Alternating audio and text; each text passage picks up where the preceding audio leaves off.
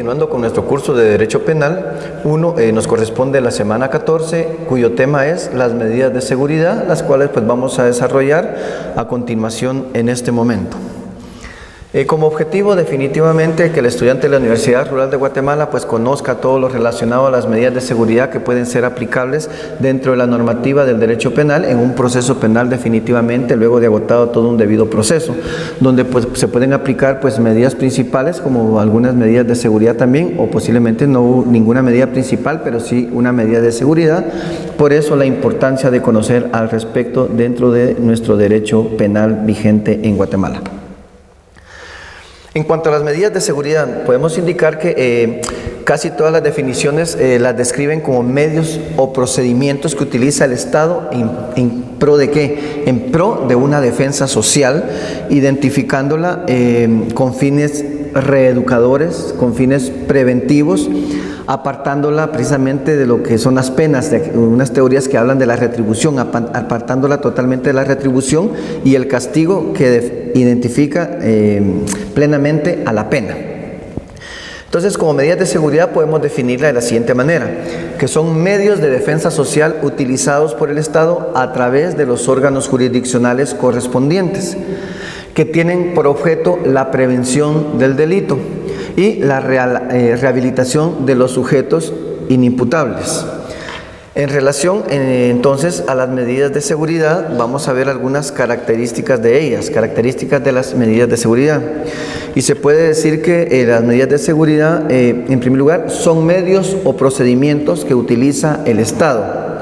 Quiere decir que la imposición de medidas de seguridad, al igual que la pena, corresponde con exclusividad al Estado, que como ente soberano es el único facultado para crearlas e imponerlas a través de los órganos jurisdiccionales, toda vez que en nuestro país pues, estas medidas de seguridad tienen un carácter judicial y no administrativo, por eso es a través del órgano jurisdiccional el encargado o el facultado para imponerlas.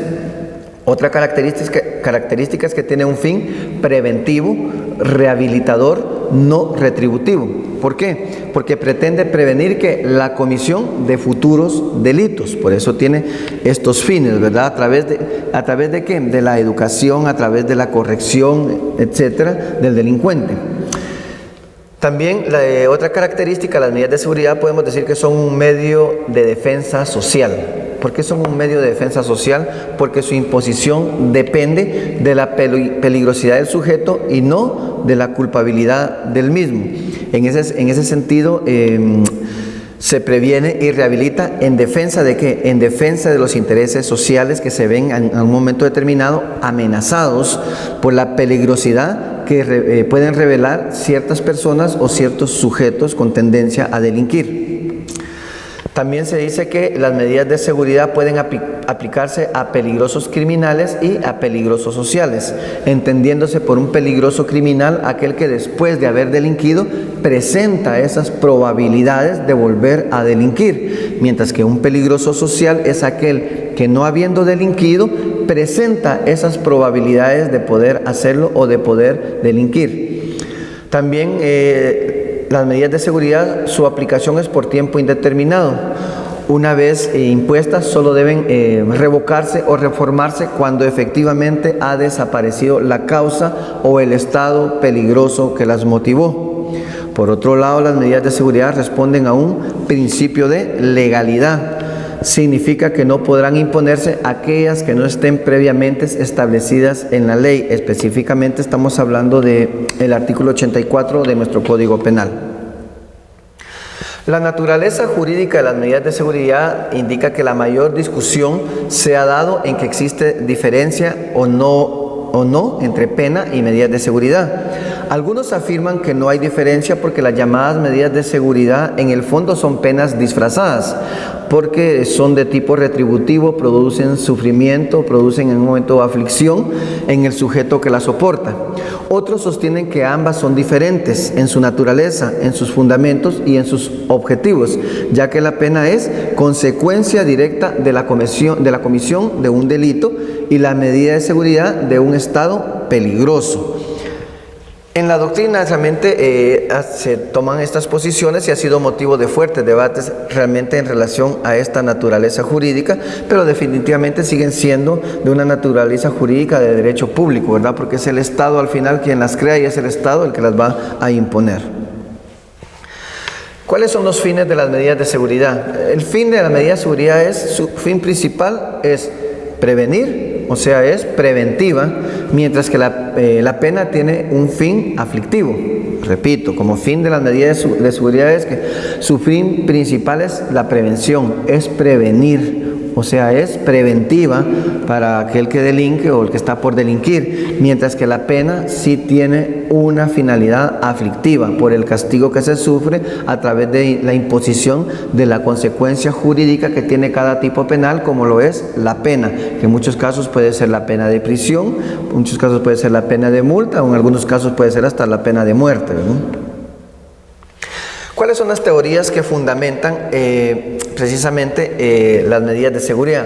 Las teorías que fundamentan las medidas de seguridad tenemos por un lado la teoría unitaria o doctrinaria de la identidad. Esta indica que las penas y las medidas de seguridad no tienen diferencias sustanciales, sino que una similitud completa, porque ambas tienen carácter retributivo, las dos son consecuencia inmediata del delito, las dos se traducen en una privación y retribución de derechos de bienes jurídicos de la persona a quienes se les aplica.